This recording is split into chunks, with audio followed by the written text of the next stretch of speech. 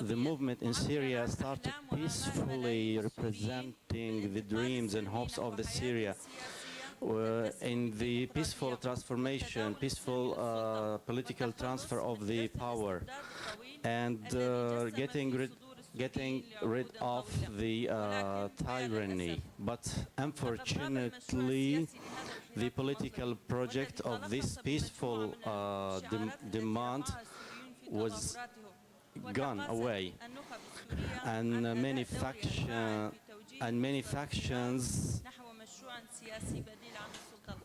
started more division. And then this gap left in the movement in Syria was filled by many sectarian movements, unfortunately. And then the peaceful demonstrations turned into armed movements. The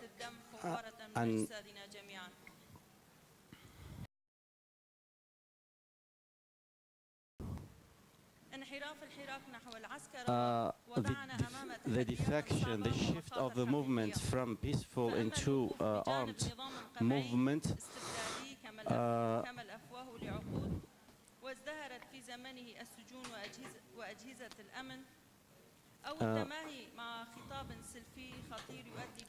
all this peaceful movement was replaced by sectarian movements, and this led to terrorism rise in the area. Then we see as a Kurdish faction in the region that we avoid the conflict between these forces and focus on protecting our region and don't be part of the two warring parties.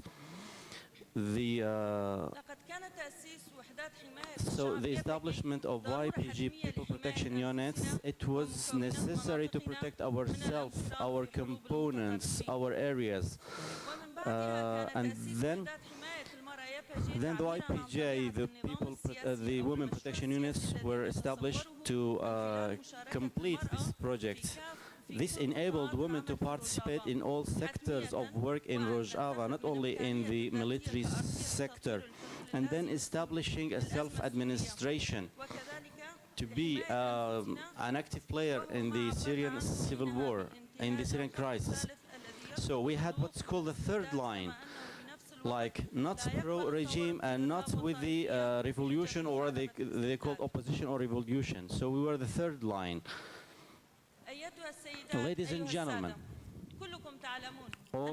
you know that 2013-14 where terrorism expanded, where Raqqa and Mosul fell under ISIS, and then ISIS conquered Shangal and committed massacres and mass killings against Yazidis, and then many cities fell, and then the factions or opposition factions, armed groups, were found out. The mosques were fell, and people know them, their realities.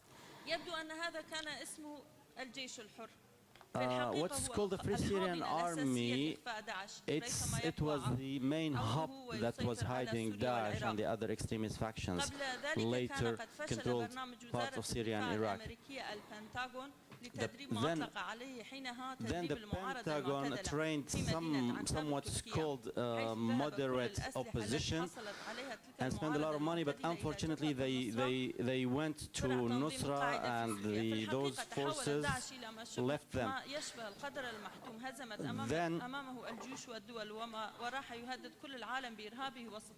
Then Daesh expanded and started threatening the humanity, not only Syria and Iraq, but all over the world. So what we did, our forces, was to fight against these terror forces, starting from Nusra front in Serikania, Ras Al Ain, 2012. The YPJ, they decided decided to interfere in Shangal as well to fight against Daesh. When the world was silent and just watching what's going on in Shangal from criminal acts, our forces conducted the first mission outside the borders in Shangal at that time and saved the lives and opened the corridor for the people. When more than 12,000 fighters in Iraq, they withdrew the area and left them for Daesh. Then the YPJ conducted this mission in Shangal to protect them, to help them.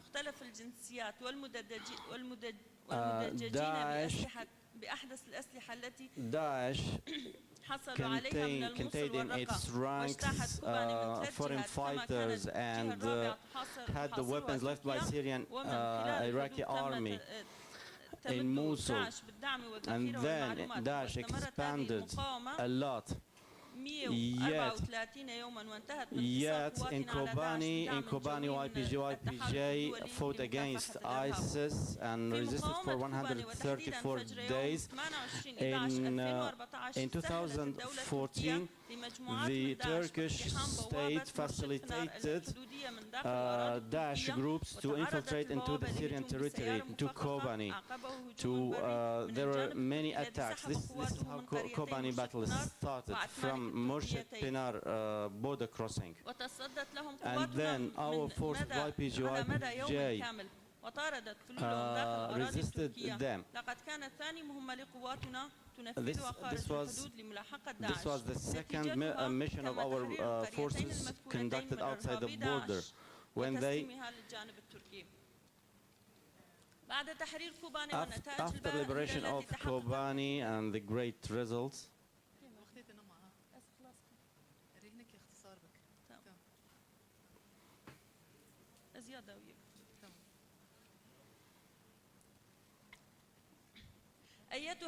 ladies and gentlemen, we assure that we are ongoing without hesitation in our struggle against terrorism. We draw your attention that all our youth, men and women who were martyred, they didn't like death actually, but they liked freedom. But they sacrificed their life so that you will live peacefully. This is very simple.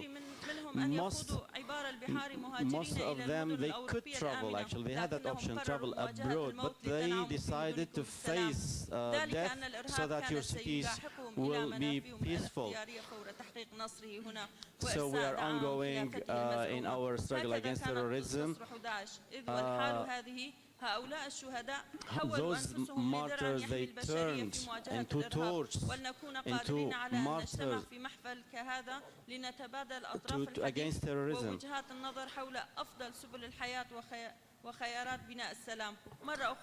Again, I greet you in the name of YPJ. I wish your forum success.